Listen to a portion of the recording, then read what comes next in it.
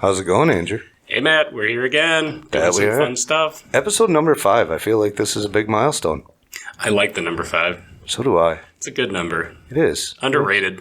It is very underrated, right? I mean, nice prime number. We had 3 episodes. Now we have 5 episodes. And soon we'll have 7 episodes, just like the Winding Stairs. Where are you going with that? Oh, you went there. You went there right away. You didn't even leave the mystery there. I didn't even have to. So what's been going on, Matt? Not much. Feeling a little tired this afternoon. I stayed up way too late having some really good conversations on the 9 o'clock toast last night, which is still going on. I don't know how many of our listeners are familiar with it, but the 9 o'clock toast got started during the pandemic over Zoom. Been going on for like 3 years now. Heck yeah. How was that? It was good. It was good. Once the room gets a little bit smaller, some interesting conversations happen, especially if people are having a couple of adult beverages while talking on a Zoom call. And, it was a good time. Had breakfast with the little 12 boys yesterday because it was raining in the morning and couldn't go riding. I don't mind being wet, and I don't mind being cold when I'm on the motorcycle, but I won't be wet and cold because that's just miserable. You can be one, you can be the other, but you can't be both. Right. Cool. Well, we have a very exciting episode coming up here. We have our first guest. So let's hit some music and hit the opener, and let's kick this bad boy off. Loosen up your ties and roll up your sleeves. It's time for Fellowship with Matt and Andrew. The views and opinions expressed on this podcast are not necessarily the views and opinions of the Grand Lodge of Wisconsin or any other Grand Lodge or any appended body. Man, Kurt really did a bang-up job on that opening for us. I can't be anything but happy with it. Right. All right, well, like Andrew alluded to, we have a guest for the first time on our show today, so I would like to introduce Worshipful Brother Jeff Thiele, Junior Grand Deacon of the Grand Lodge of Wisconsin, and co-founder and currently vice president of the Low 12 Masonic Riders Association Puddlers Chapter. He goes by Hef, he goes by Jeff, he goes by Jeffster. We got our big friend here, so thank you for coming on the podcast, Jeff. How's it going? It's going good. Thanks for having me. Heck yeah. So we, as our first guest, we'll go easy on you. We won't do anything crazy. Okay, good. So I guess what I'm interested to know is, can you just tell us what brought you into Masonry? It's a funny story. The History Channel. Ooh. That was it, the History Channel. Yeah, I watched a lot of things on the Freemasonry and the History Channel. I've heard in your last your couple other podcasts about National Treasure. Yep. I watched National Treasure too, but it was really the History Channel, and so that's what really drove me to search it out. Mm-hmm. And then I was at dinner one night at a buddy's house, another police officer friend of mine, and I noticed that he had a Masonic ring on, and I asked him. I said, "Hey, I didn't know that you were a Freemason." And he said, "Yeah, I am." And that literally is where the conversation ended. He held true to the old adage, to ask one, be one, and nobody really... You got to reverse that. Yeah. Nobody recruited recruited people or anything like that. And so we went on, we had dinner, everything was fine. And then a month went by and 2 months went by, and I didn't hear anything. And I was like, well, I mean, not that I'm arrogant, but I think I'm an okay guy. Why didn't he ask me? And then 6 years went by. Yep. Until I watched another episode on the History Channel where I finally realized if you want to be one, then go ask one. Mm-hmm. And as soon as that episode ended, I called Jimmy up and I'm like, dude, I didn't know this, and I'd like to become one. And he's like, well, I've been waiting 6 years for you to ask me. And so after that, it was really him that pointed me in the direction of this lodge. This lodge was predominantly police officers and things like that way back in the day. What year was this? This would have been 2009. Oh, my God. 2009. Mm-hmm. And so the master of the lodge at that year was... Well, the year I came in 2010 was Paul Newell. Paul was he was a policeman on a boat on the river and the lake. Okay. He was a master, so Jimmy was my top line signer, and Paul was my bottom line signer, being another police officer, right? Mm-hmm. And so I put my paperwork in 2009, and 2010, in January of 2010 was my entered apprentice degree. But amazingly enough, it was not in this building. Where was it? It was at West Dallas Masonic Center. Interesting. Because the Packers were playing in January, and they messed up their Super Bowl or playoff or whatever it was, and some folks from across the street came over and, as you guys know, destroyed our lodge. Oh yeah, over the Packers loss. That was such a weird story. Yeah. Yep, they destroyed the lodge, and so we couldn't hold the entered apprentice degree here, so I had it at West Dallas Masonic Center. And by the time I was ready for FC and MM, they had fixed all the damage here and got it all squared away. You were able to then get your degrees over at West Dallas. Yep. Well, the entered apprentice one was at West Dallas. Everything else was here. Okay. Perfect.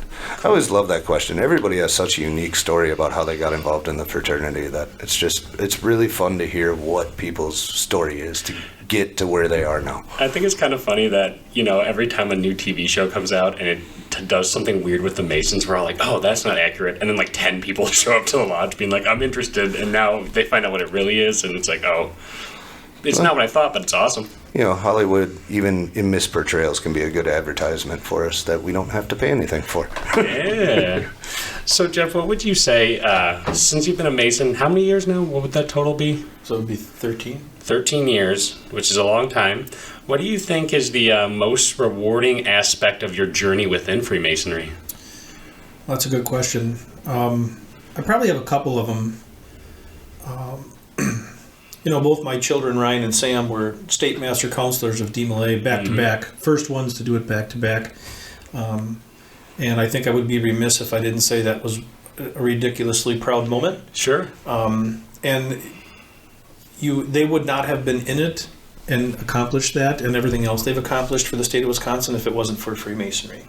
When Ryan was 12, I gave him the option to continue on with his crossover from Boy Scouts, or he's got to find something different. He has to do something. Mm-hmm. And he picked DMLA, and I'm glad he did. And so the boys would have never been as successful in DMLA if it wasn't for Freemasonry. So that definitely is probably one of my proudest moments. And my understanding is they did a pretty good job at it too. I've heard a lot of good things from what they did within both of their years. A lot of changes, a lot of good things. Some good, some bad, right? I mean, it's part of being a leader. You're not going to please everybody, but that's definitely one of my most proud moments.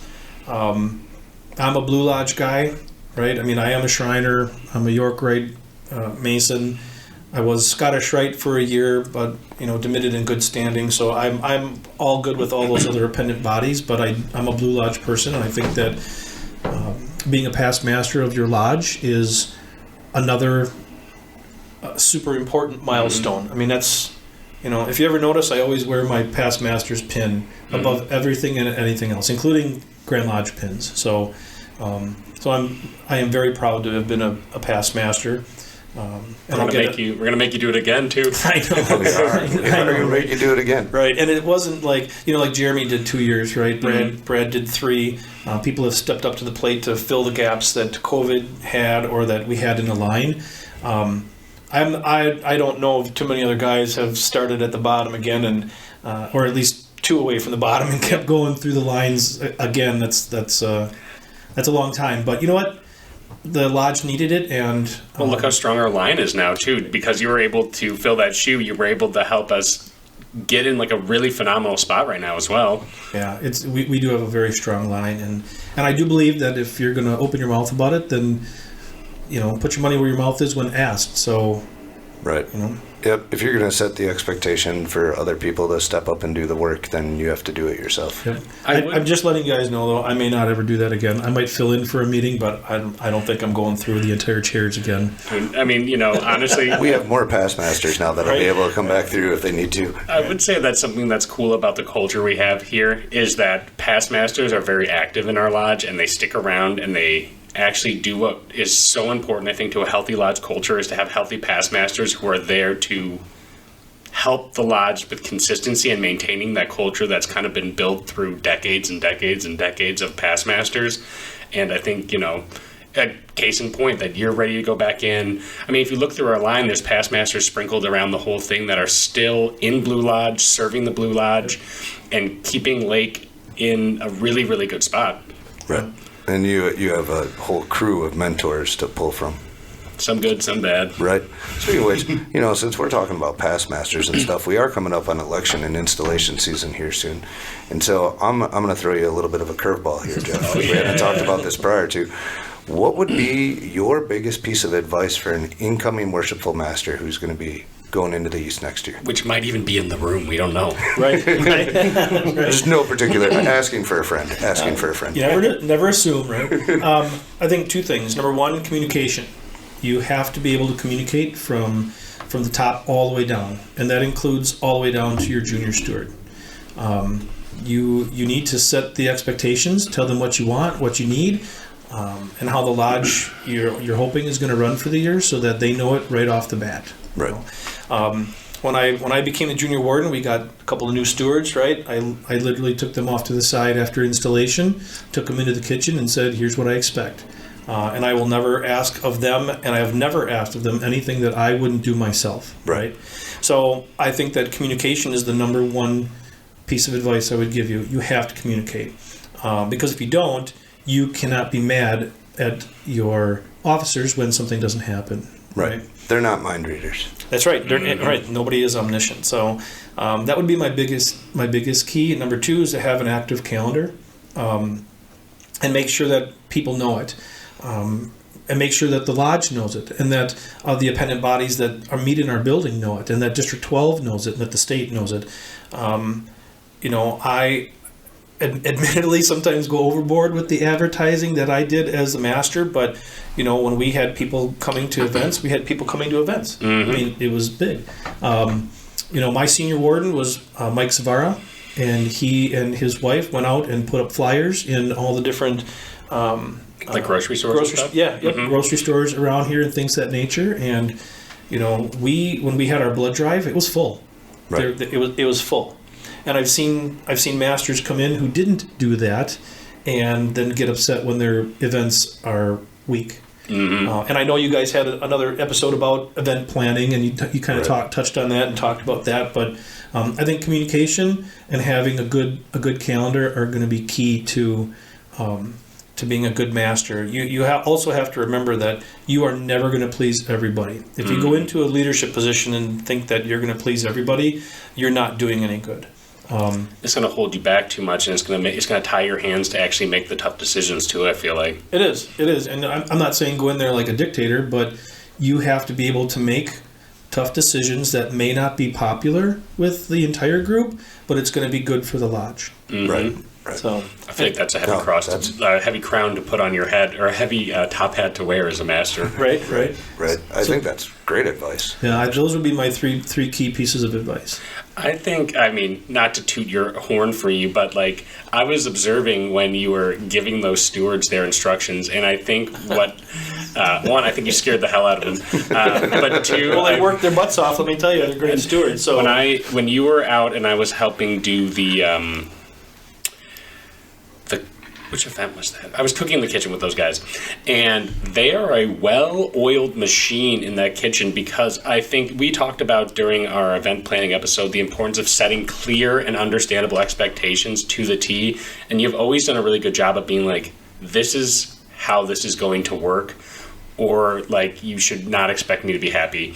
And I think it's a great way to make sure that people are aligned on the importance of the responsibility, and exactly if you don't give people expectations, like Matt said, they can't read minds, and you'll find that some people are industrious and they will read your mind a little bit and be like, you know what, I think this needs to get done, I'm going to do this. But other people do need clear instructions, and it's beneficial to both types of people to give that information. And I think that's something that I've noticed with different masters over the years is sometimes the instructions are less clear and less defined, and that's when I would say, to Matt, I feel like there's no designs on the trestle board right now. What's happening? And, in those moments, it's nice when everything is in advance, even before your year starts. It's laid out in a way that the people coming in and serving in their roles can go, okay, I know what's expected of me. Yep. Right. Yep. Setting expectations. Very, very, very critical. What else do you got, Andrew? So when I was coming up with these questions, I was trying to think, because me and Jeff talk a lot, but I want to know things that I didn't know. Jeff and I, whatever. Welcome to your famous, most fun. Your favorite professionally unprofessional Masonic podcast. Right. And so I kind of want to know, what does Masonry mean to you? What does it mean to be a Mason for you? Well, that's a good question. Now we're going down the road. Yeah, right, exactly. So I would kind of tie that into like. Well, that's a really good question. I wish you guys would have given me the questions beforehand. I could be a little I don't want you to prepare. Right? I want it to come right out of your heart of heart. You're first prepared in your heart. So for me, well, let me answer that question this way. So for me, what do I get out of Masonry, right? Mm-hmm. For me, one of the biggest things is the brotherly love, right?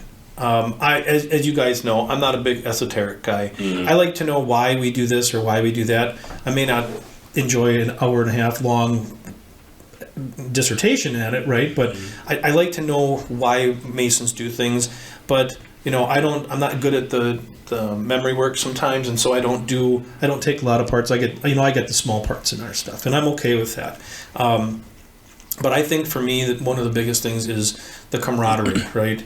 I was in the reserves, right? Army Reserves. Mm-hmm. I miss those folks. We did a lot of good work in a lot of different countries, and I miss that camaraderie. On the police department, you get you have a lot of camaraderie. I have a lot of friends that I'm still friends with today. Definitely some of my best friends I've met here, like you guys through Masonry, and for me, that's what I get out of it. I like the work that we do. I like the charity part of it. With the FST program, we've done a lot of great work with that. AEDs, I did a lot of work with AEDs as the district deputy with Gary Byer and MPS. I like doing that charity work, getting out there and giving back.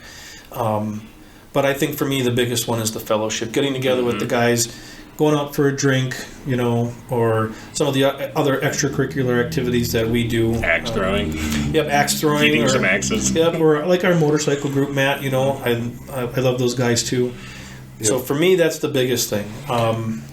Well, and I feel like fellowship is a sometimes underappreciated aspect of Freemasonry, because it is critical, and it is critical to good lodge culture, especially. It keeps you all tight and moving in the same direction, which is important. And sometimes the best business gets conducted after the meeting, and the most things get accomplished, and the best conversations happen. I feel like we like to push fellowship down because it comes so natural as Masons that we're kind of like, no, we need to be focusing on the other stuff because it can't just be us with being buddies. We have to do more.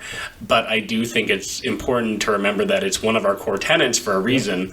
And, even though as a Mason we have all these cool symbolic working tools that we can kind of apply to ourselves and work on ourselves, there is something that can be said about what good, strong brothers actually do to help you work on yourself, because they hold you accountable. They tell you to go F off sometimes if you're being out of line. They also will support you when you're working on things that need support, and that can be very transformative as well. Iron sharpens iron. Oh, yeah.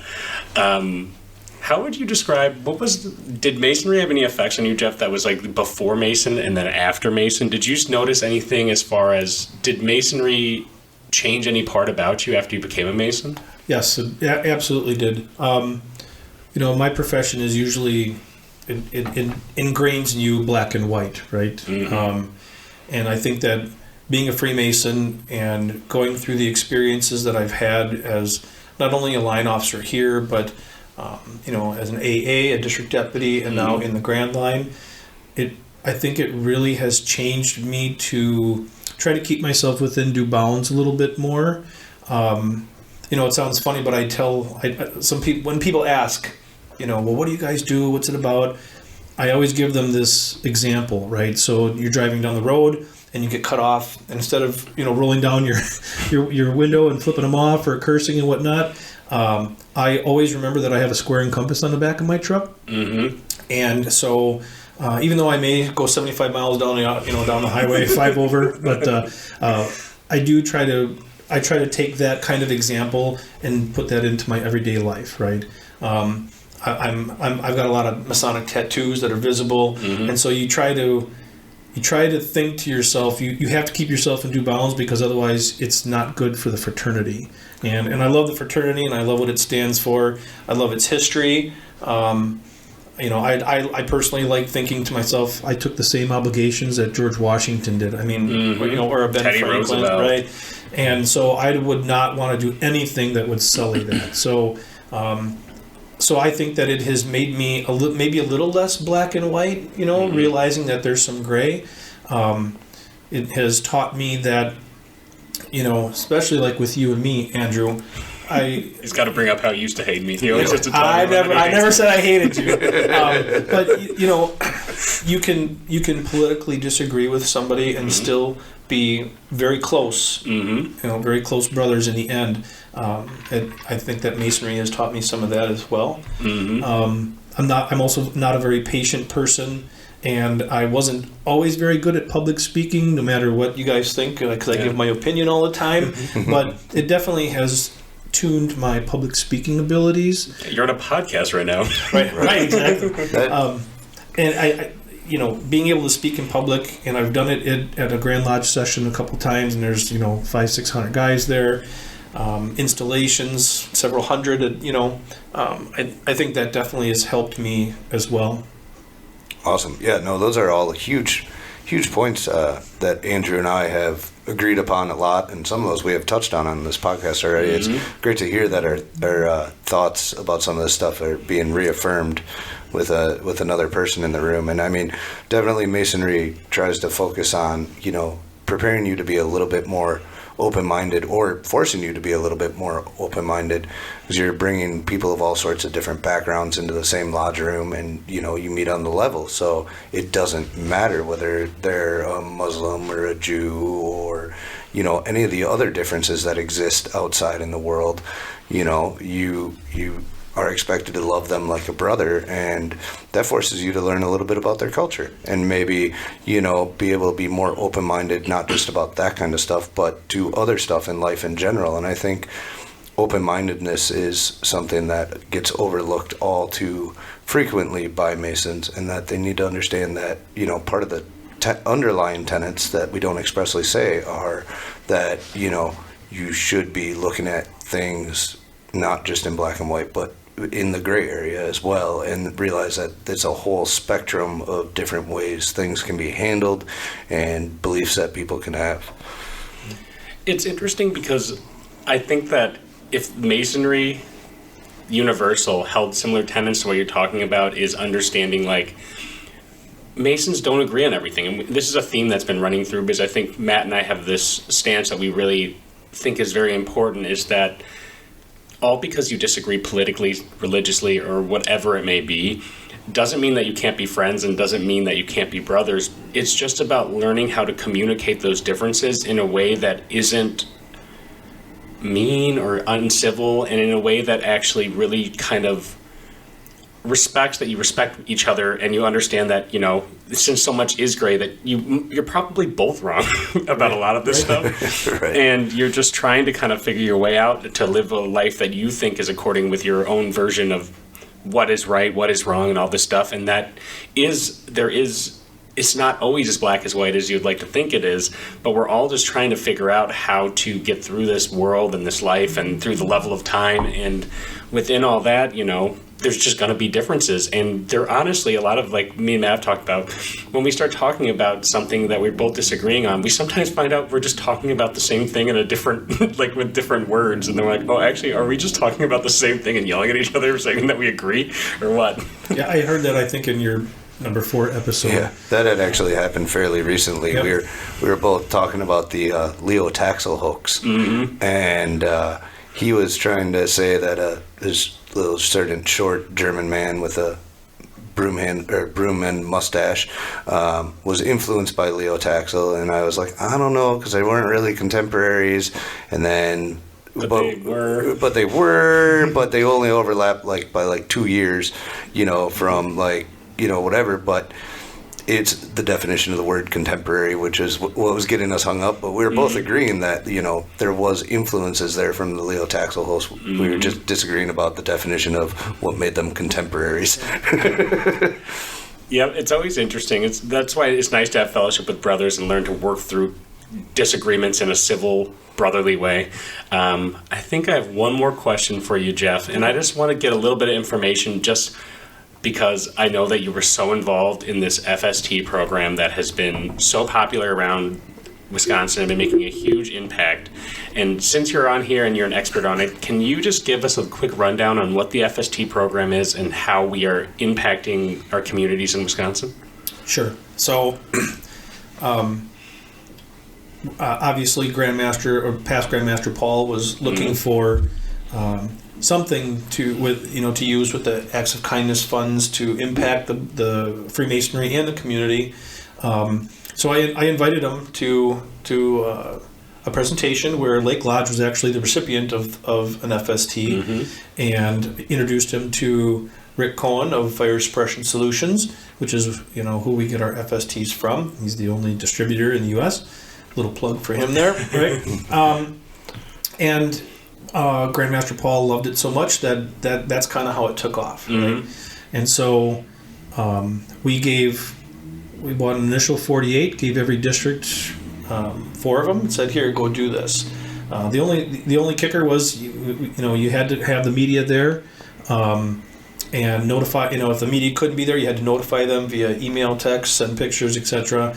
And boy, it really just skyrocketed from there. Then the Masonic Fund went and grabbed a whole bunch more, and we gave them out as a big program. And I mean, talk about successful, right? We gave out between all the ones that the Grand Lodge or the Masonic Foundation purchased and other lodges buying them, we gave out over 325 units statewide to police, fire, and first responders. Yep. A couple of them went to some very needy causes. Private entities that were very needy causes that helped folks in the community, but it was great. I mean, the publicity for Freemasonry was phenomenal. A lot of people would tell, especially like folks up north, well, we knew the building was there, but we didn't know you guys were still alive and still doing anything. I mean, how you can't beat that. So not only did we cover our one of our tenets of Masonic charity and doing good, but we're getting our name out there again, and it was so popular that the state of Minnesota picked up the program as well. Oh, cool. They tweaked it a little bit for their own doing, but they purchased 100 units, and they've got a program going on in Minnesota, similar-ish to ours, and they're doing good in Minnesota too. So I know there's been inquiries from other states to try to do the same thing. That's amazing. It is. It was a phenomenal program. It goes super well because I know for a long time AEDs were popular, and it kind of is a new version of doing, and we're still doing AEDs in a lot of places too, but it's kind of a nice addition that can actually, since the AED program's been so successful as well, a lot of people already have AEDs, so it's like, now what do they need? And you're like, well, these tools, especially with the way that they deploy and how it doesn't suck the air out of the room and all this good stuff. I mean, a lot of the times these police officers are the first one on the scene, and I know it's already been used, 5 or 6 times around the state? 12. 12 at least 12. I really haven't gotten any updates recently from FSS, but it was used at least 12 times to save not only property but lives. So that's awesome. Yeah. That's awesome. I think, wasn't one of them even used in a way it wasn't originally designed to be used? And it worked. Put out like a car fire with it, right? It did, yeah. It was an engine fire in a car, and so the responding officer pulled the pins, threw it in, right, and threw it right underneath the engine compartment. And so as it went off and it expelled its contents, it got stuck in the hood of the engine compartment and essentially did what it was designed to do, put the fire out. So yeah, that's awesome. Yeah, it's a nice plug. It's an amazing product. It's a great company to work with. But more importantly, it was good for Wisconsin Freemasonry. It was good for the state of Wisconsin. It's good for the state of Minnesota. So anybody out there listening from another state, I would highly recommend that you reach out to the Grand Lodge of Wisconsin about our program, or you can reach out to me. I ran the first part of it, and now we're putting them in jump packs with an AED for the state patrol. and sending them all throughout the state of Wisconsin. And man, it's been great. It's been taking off like wildfire. Yeah, I feel like every week I'm seeing more and more of these getting in the hands of first responders. It's awesome. It really has been. It has gotten pretty huge and impressive, and I'm glad to see it being so successful. It's important to the community. It's important to show that we're relevant still. And, it'd be great if it took off across the country. And that wouldn't necessarily be the first time Wisconsin has been on the forefront in the beginning of something that takes off. And other Grand Lodges go, hey, that's a good idea. This wouldn't be the first time Wisconsin was innovative in the history. So well, that's a good thing about our fraternity, right? The networking part, that's definitely an added bonus. So we might be separate Grand Lodges, but we're all on the same team. So. And for any Wisconsin Masons out there listening, FSTs are still available through acts of kindness or a direct purchase from the company. Just because the Wisconsin Masonic Foundation program from last year is over with, doesn't mean that you can't still get those and use your funds to buy them and continue to donate them. Excellent. Awesome. Well, Jeff, I'd like to thank you so much for being our first guest. Very first guest. Yep, we had to get the Hefster on, get our lodge daddy out here. And I think it's awesome that you came by. Somebody had to be our first one, so we almost right away knew that we wanted to get you on first. Well, thank you. I appreciate that. And it's been a great conversation. You were a good guinea pig for us. Yeah, right? That's okay. Cool. Well, then we will now move on and do some news and events.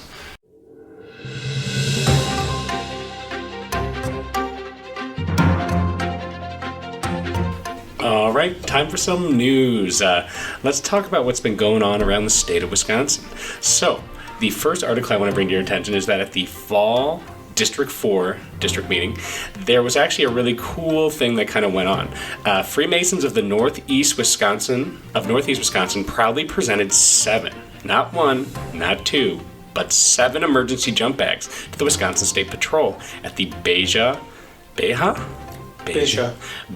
Masonic Building in Green Bay, Wisconsin.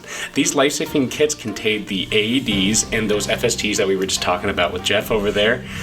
So this was donated right to Sergeant Dan Diedrich and the rest of the team, and it's going to go to some great use across Wisconsin. So a big round of applause goes out to the brethren of Northeast Wisconsin, or Northwest Wisconsin, I should say. No, it is Northeast. Northeast Wisconsin. I'm losing my mind. Professionally unprofessional. I'm on brand. If you don't mispronounce the name of the city, you get the location in the state wrong. I mean, did you even grow up here? I'm starting to question it. On to some more news. Matt, you want to tell us what's happening in Oregon, Wisconsin? Sure. So back on August 31st, the Oregon Lodge hosted a community celebration to honor first responders and correctional staff. This was the 3rd annual of this event. Apparently it was started by a couple that lives in the area, and they are moving, and they asked the lodge to keep it going because they didn't want it to die off, because it's free food and a celebration and thank you for first responders and correctional staff there. The departments give out awards for outstanding performance and life-saving incidents and stuff like that, and it's just a good opportunity for the community and now the lodge to say thank you to our first responders. Big thank you to the first responders at all times. I love what's going on. The last piece of news I'm going to bring for you guys today is actually kind of a fun one, and since I have Jeff in the chair, I'm going to get his opinion on this in a second, but something very fun happened on September 22nd when Brother Ryan and Lady Brenda had received a congratulations. This is Ryan Schrader and his wife Brenda, who were married on September 22nd, and a bit of a surprise happened at their reception. Jeff, what happened out there? So they had their reception at the Best Western in Oshkosh, and that just happened to be the same weekend that the Grand Lodge staff was having their meeting in Oshkosh.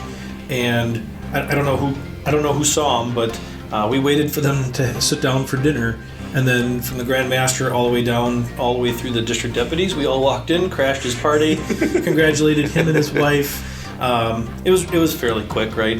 But I think that they were, besides being surprised, I think it was pretty cool for the entire Grand Lodge staff to come through and congratulate him. And there was a couple other Masons that I recognized that were in the wedding party? Well, not only in the wedding party, but as guests, sitting at the Right. tables, and a lot of people stood up, took pictures and stuff like that. So it was pretty cool. I thought that is a really cool coincidence and way to take advantage of that opportunity. That brother had to feel great about it, and I mean, all the congratulations from Andrew and myself go out to him as well if he happens to be a listener. I hope you are. Yeah, big congratulations. That's awesome. I bet you were pretty surprised when the Grand Master comes walking into your wedding. I'm probably pretty surprised too, but that's another example of how brotherly love can appear at any time, any place. Yep. All right, let's move on and now talk about some events. So, today, which is going to be October 19th, if you haven't heard about it, the Valley of Wisconsin, I guess the Valley of Madison, I should say, is doing their fall reunion. It's going to be at 5 p.m. today. I'm assuming if you're going, you probably heard about that, but if you somehow forgot, make sure you make it there. Additionally, on the 21st of October, the Valley of Madison is also doing another reunion at 8 a.m. at the Wisconsin Masonic Center. It's going to be additional the 18th, 24th, 25th, 27th, and 32 degree. Waterloo Lodge is having their Sweethearts Luncheon. It's going to be on the 21st of October as well. If you're going to that, you should have already RSVP'd, but another great event that's going on in the state. On the 21st as well, the 21st is a very busy day in Wisconsin. We actually have Ozaki Lodge is having their 175th anniversary and rededication. That's a lot of years of masonry. So this is open to all Masons and their guests. They are doing a rededication at 4:30 p.m., appetizers at 5, dinner at 6. They got a show, and the show is going to actually be, I'm going to announce this for them, they have some cool entertainment. They have Gary Hazley as a keyboardist doing some music. They have comedy by Lee Lycan. They got Chris Barney is doing a headliner, so they have a whole crew of comedians coming in, which is awesome, to do a comedy show along with Patty Vasquez. Seems like it's going to be a fun set, fun event. All proceeds are also going to the Dyslexia Center of Wisconsin. Tickets are $45 a piece, $80 per couple. You can actually get a table of 8 for $280, and those tickets are going to be available on Eventbrite. If you'd like more information on that, you can reach out to Ozaki Lodge. Other events we have going on are... October 26th, Lake Lodge will be having their annual Spook-Getty dinner. Spaghetti. There'll be plenty of spaghetti, candy for the kids, Halloween decorations up. So come on out, 5:30 to 7 p.m. at the Lake Masonic Center. And adults are $10, children are $5, and children 3 and under are free. This is a great event because honestly, why have one Halloween when you can make it 10? There's a lot of great events going on around. This is a great time for us to actually talk about what's happening up in Richfield, right? Rhinelander actually has a haunted house going on. So on the weekends, we have this cool thing going on in Rhinelander where they're actually doing a fully functional haunted house. Have you seen anything about this, Matt? Yeah, it's impressive. I've seen a couple of videos from inside of it. It's my understanding that they have a pretty large lodge building that can handle something like this, but this is a brilliant idea to convert it for the weekends of October into a haunted house, and I'm sure the lodge members are probably having a lot of fun scaring people and being the actors and getting all dressed up all the time. I know I would really enjoy doing that. Yep, it looks like it's open on the weekends, so if you guys want information or to have a spooky experience and you're near Rhinelander, this is a really, really cool event, and I kind of want to see if I can make a trip up here. For more information, it's going to be going on the weekends. It's $10 per person. The tickets are available at the entrance. It's not recommended for kids under 10. Kids under 14 must be accompanied by an adult. They have treats, concessions. You can buy things while you're there. They're provided by the Rhinelanders Women Club.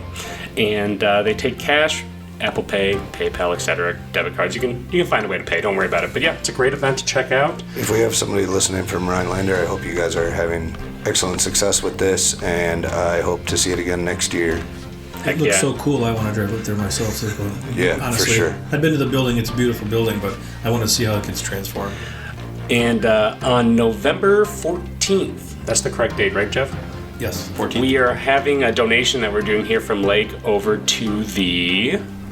So it was a joint effort between Lake Lodge number 189, Milwaukee Harmony Lodge, and the Scottish Rite Valley of Milwaukee.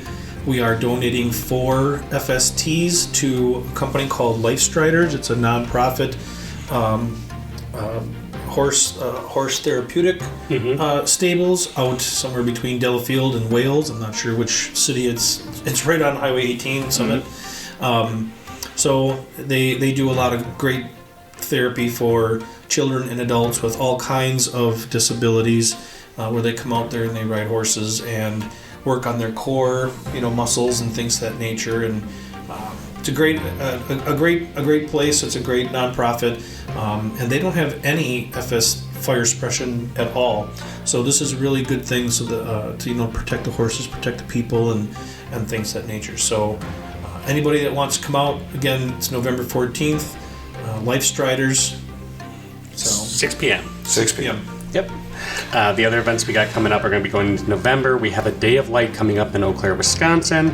The due date on that to sign up for this Day of Light is going to be October 23rd. So that's a couple of days, about 4 days away from when you'll be listening to this episode. So if you haven't signed up or you know people who need to sign up, please reach out to the Senior Grand Deacon, Earl Gunderson, to get your information and to get that all set up. On January 6th, Damascus Lodge 290 is having their game night on November 28th. It's going to be a fun night of gaming. Please reach out to them if you're interested in playing some games with the lads over at Damascus.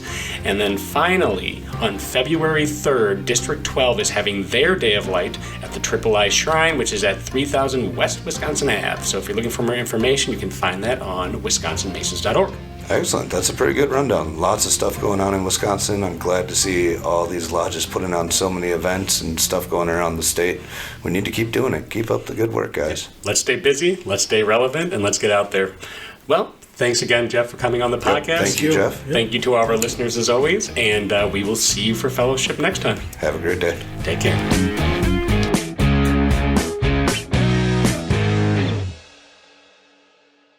Baba Booey.